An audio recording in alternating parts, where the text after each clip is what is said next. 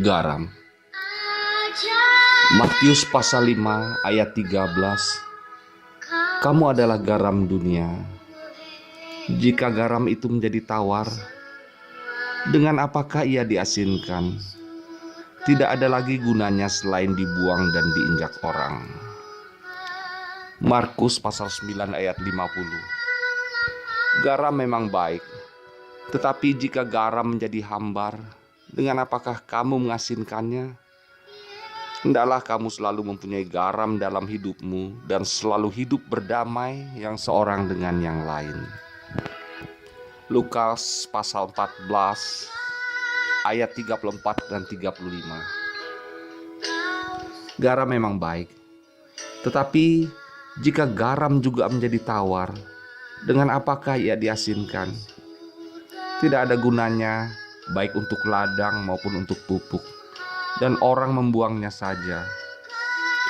Siapa mempunyai telinga untuk mendengar, hendaklah ia mendengar. Di sepanjang sejarah, garam sudah digunakan untuk mengawetkan dan memberi rasa terhadap makanan. Garam merupakan salah satu kebutuhan hidup yang mendasar. Kegunaannya bersifat universal dan kelihatannya persediaan garam tidak ada habis-habisnya.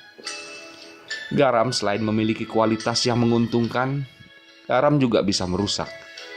Garam bisa mengubah tanah yang subur menjadi tanah yang tandus.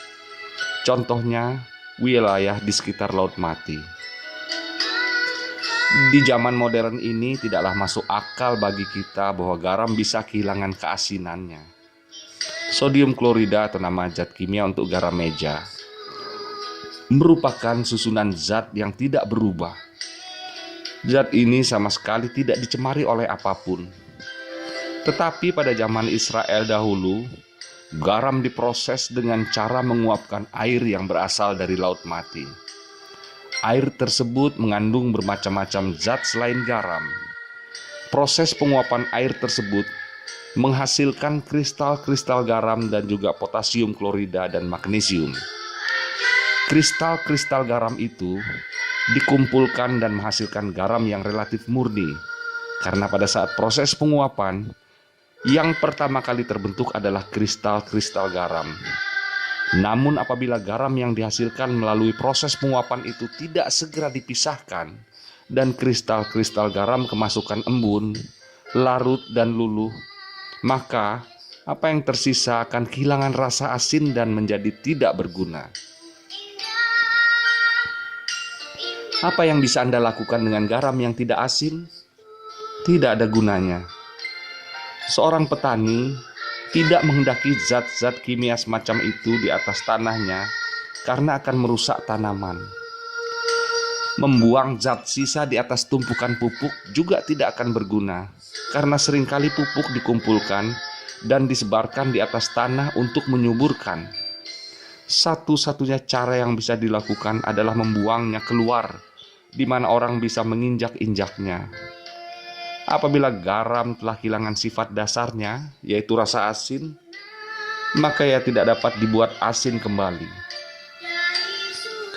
Dalam khotbah di bukit, Yesus berbicara kepada orang banyak dan murid-muridnya, "Kamu adalah garam dunia." Sebagaimana halnya garam yang memiliki karakteristik mencegah pembusukan, maka orang Kristen seharusnya dapat memberikan pengaruh moral di tengah masyarakat di mana ia berada. Perkataan dan perbuatan mereka seharusnya bisa mencegah pencemaran dalam hal moral dan spiritual. Seperti halnya garam yang tidak kelihatan, contohnya di dalam roti, tetapi memiliki pengaruh yang kuat.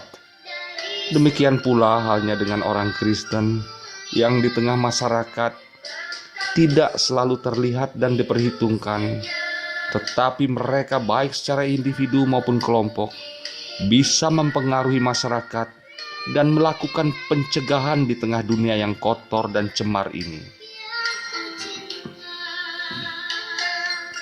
Hendaklah kamu selalu mempunyai garam di dalam dirimu dan selalu hidup berdamai yang seorang dengan yang lain, kata Yesus dalam Markus pasal 9 ayat 50. Dia mendorong pengikut-pengikutnya untuk mempromosikan perdamaian dengan menggunakan sumber spiritualnya. Pertama di negerinya, dan kemudian di luar negeri. Orang Kristen akan kehilangan keefektifannya di dunia ini jika mereka tidak dapat hidup damai di antara sesama orang Kristen sendiri. Banyak orang yang tidak pernah membaca Alkitab, tetapi mereka dengan teliti memperhatikan kehidupan orang-orang yang membaca Alkitab. Di gereja Kristen mula-mula, sekali waktu Krisostom yang fasih berbicara mengatakan bahwa apabila orang Kristen hidup sebagaimana mestinya, maka orang tidak percaya tidak akan ada lagi. Tulisan ini disalin dari Simon Kistemaker, Perumpamaan Yesus, Saat 2001, halaman 3-5. Terima kasih. Tuhan Yesus memberkati saudara. Amin.